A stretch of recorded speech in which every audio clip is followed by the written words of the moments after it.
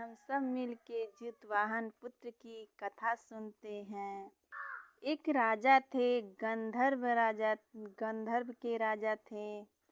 उनका एक पुत्र था जिनका नाम जितवाहन था। और इसी कहानी में एक पक्षी था जिसका नाम गरुड़ था। तो आइए हम सब इस कथा के बारे में जानते हैं कि कैसे जितवाहन की पूजा होती है, कब से कहाँ से शुरू होती है। इस सब के बारे में हम सब मिलकर जानते हैं। इससे पहले आप लोग अगर हमारे चैनल को देख रहे हैं तो हमारे चैनल को लाइक कीजिएगा, सब्सक्राइब कीजिएगा, नीचे बेल आइकन को दबाना ना भूलिएगा। तो आगे चलिए हम लोग कथा प्रारंभ करते हैं। सुनाती हूँ मैं भक्तों एक कहानी, आज सुनाती हूँ मैं भक्तों एक कहानी। एक राजा गंधर्व कुमार, एक पक्षी अभिमानी। एक राजा गंधर्व कुमार, एक पक्षी अभिमानी। सुनो भाई जूतिया की कहानी, सुनो भाई जूतिया की कहानी, सुनो भाई जूतिया की कहानी। राजा गंधर्व ने जब अपने बेटे को सारा राजपाठ देने लगे, सौंपने लगे कि हे बेटा अब मेरा राजपाठ तुम चलाओ, तो गंधर्व राजकुमार ने दया मोह से मुक्त थे। उसने अपने भाइयों के सहारे राजपाठ छोड़कर जंगल की ओर चलने लगा। जंगल जंगल भटक रहे थे। भटकते भटकते उन्हें एक नाग कन्या से भेंट होती है। नाग कन्या देख के उनको बड़ा प्रसन्न होती है। उस कन्या ने अपनी बेटी की खोने की चिंता को दूर करके आइए राजकुमार के बारे में क्या कहती है, कथा के माध्यम से सुनिए आप लोग। गंधर्व राजकुमार को मिला पिता से अपने सिंहासन। गंधर्व राजकुमार को मिला पिता से अपने सिंहासन।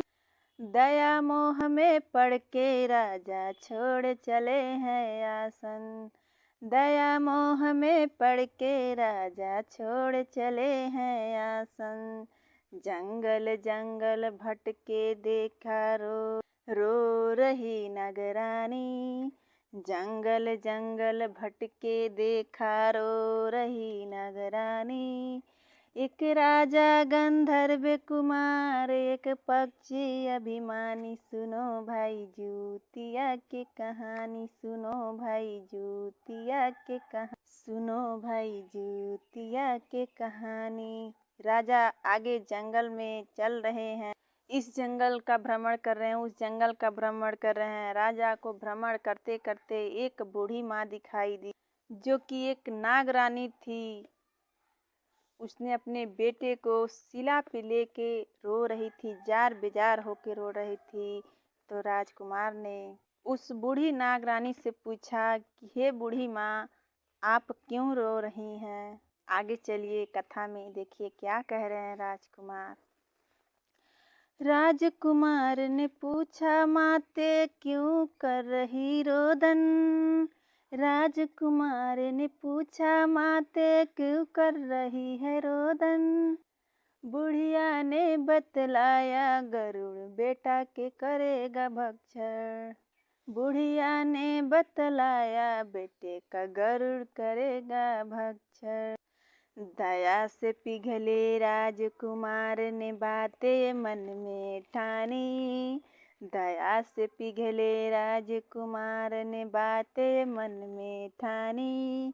मैं जाऊंगी भक्षण को तू मत रो नागरानी।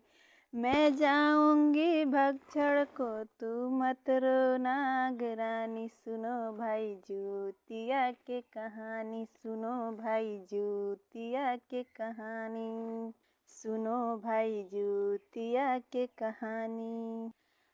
राजकुमार ने उस नागरानी को उसके बेटे के साथ वहाँ से जाने को कहते हैं और राजकुमार ने नागरानी के बेटे का वस्त्र धारण कर लेते हैं और उसी शिला पे लेट जाते हैं जिस शिला पे नागरानी अपने बेटे को लेकर रो रही थी। वहाँ पे गरुड़ आता है और राजकुमार को लेकर चला जाता है। जब गरुड़ राजकुमार को लेकर जाता है तो राजकुमार तनिक भी भयभीत नहीं होते हैं। ये बात गरुड़ देखकर घबराने लगता है और राजकुमार से पूछता है कि तुम भयभीत नहीं हो। तो आगे चलिए क्या कह रहे हैं राजकुमार। राजकुमार को भयभीत देखे, राजकुमार को विचलित देख के गरुड़ राज घबराया। राजकुमार को विचलित देख के गरुड़ राज घबराया। तब राजा ने गरुड़ राज को तीव्र तांत्र सुनाया। तब राजा ने गरुड़ राज को तीव्र तांत्र सुना।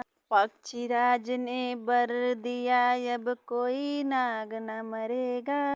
पक्षीराज ने वर दिया अब कोई नाग न मरेगा। उसका पुत्र दीर्घायु होगा जो तेरा पूजन करेगा। उसका पुत्र दीर्घायु होगा जो तेरा पूजन करेगा।